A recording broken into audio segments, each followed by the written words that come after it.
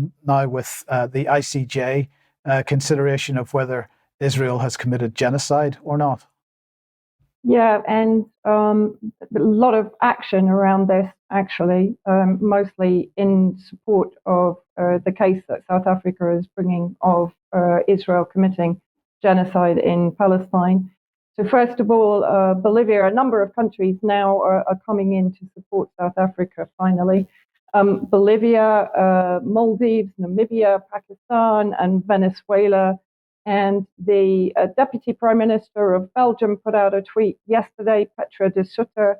Belgium cannot stand by and watch the immense human suffering in Gaza. We must act against the threat of genocide. I want Belgium to take action at the ICJ following the lead of South Africa, and I will propose this within the Belgian government. And then today there was a report of 800 global groups backing South Africa's genocide case as the ICJ prepares for the hearing.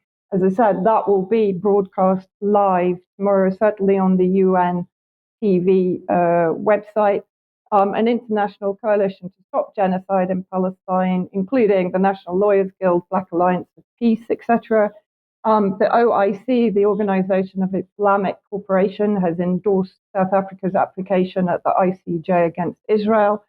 That includes 57 member states. And even inside Israel, there is a report in Jerusalem Post today of a far left lawmaker joined the Gaza genocide lawsuit at the ICJ. Just moving on to the text within the article, member of the Hadash Ta'al party, Ofer Kasef, announced on Sunday that he would be joining the lawsuit against Israel in The Hague. In his announcement, he claimed, "My constitutional duty is to Israeli society and all its residents, not to a government whose members and its coalition are calling for ethnic cleansing and even actual genocide."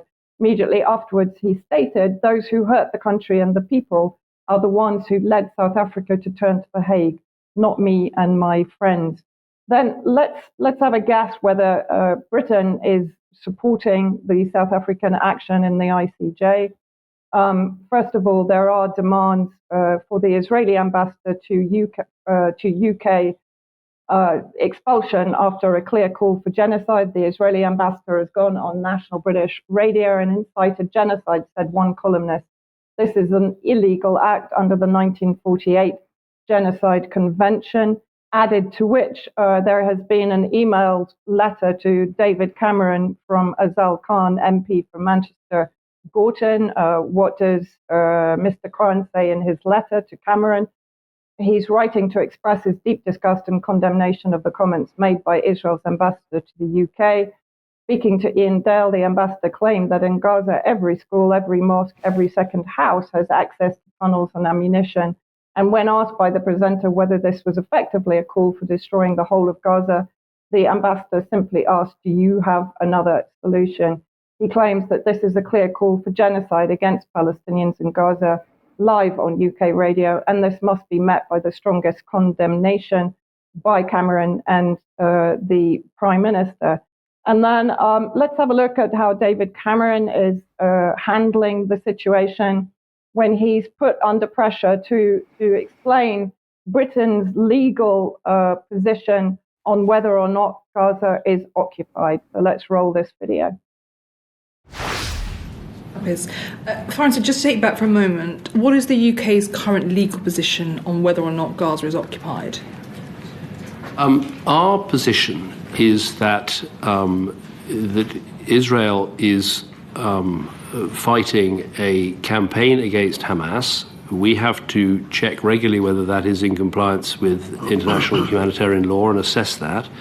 I don't think Israel regards itself as an occupying force, but whether that is correct, I would want to take legal advice, because this comes to this issue about aid, where I think Israel needs to do more, a lot more, to get more aid into Gaza, which perhaps we can come on to. And forgive me, we know that Israel does not consider itself to be an occupying power, but British law currently does consider Gaza to be an occupied power. Can you, an occupied territory? Can you just confirm that on the record? I don't know the precise legal definition of that. I'll have to go back and check. Philip? I think we all know that the Foreign Office does know what the official legal position is. We describe the territories as the occupied Palestinian territories, but that's a different question. That's a descriptor. Yeah. Yes. Yeah. We should give you a piece of written advice on the legal position.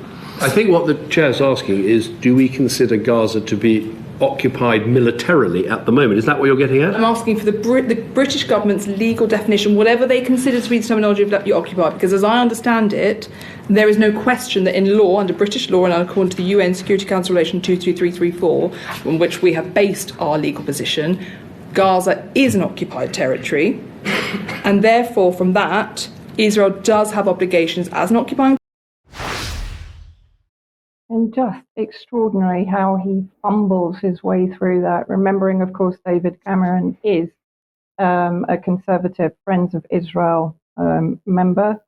And the second video that I want to show is from Sir Michael Ellis, who's described by Wikipedia as a prominent Jewish MP, conservative MP, of course, and again is a member of the Conservative Friends of Israel. So let's see what he had to say about South Africa's case. Is my right honourable friend aware that South Africa are geopolitically moving towards Iran and openly support Hamas? Indeed, their foreign secretary said that Israel doesn't even have the right to defend itself. They are in danger of becoming a terrorist proxy. Now, I can say as a former Attorney General that South Africa's case at The Hague has no legal merit whatsoever. Israel's actions are in lawful self-defense. It's a dangerous political stunt that the United States has already criticised. Extraordinary. And then finally, we have the infamous Julia Hartley Brewer, who in her latest interview with Tom Slater and Hamish de Bretton Gordon seems to advocate the ethnic cleansing of Palestine, describing it as perfectly normal. So let's just have a look at this. Solution is that these people aren't in this sort of prison camp that Gaza's been called, even though, of course, actually you see pictures before, not at all a prison camp, but that maybe,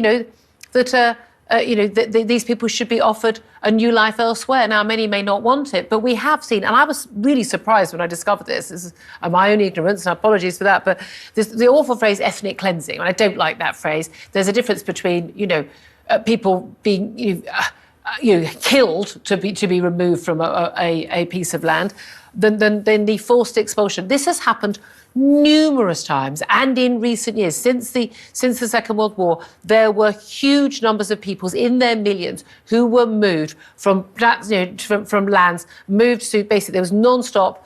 Fighting between ethnic minorities, right? You're going to Greece, you're going to Turkey, you're going to Albania, you're going wherever. This has actually been incredibly common. And of course, we've seen the ethnic cleansing of Jews and Christians in the Middle East without anyone batting an eyelid about that. Do you think that may be the answer? Well, she doesn't like the term ethnic cleansing, but she's quite happy to actually promote it. Incredible. I mean, the moral bankruptcy of the media and government representatives in the UK is horrifying in my view. I think I agree with that very much, Vanessa, and we'll talk about a little bit more about that in extra. Now, let's come back to Europe and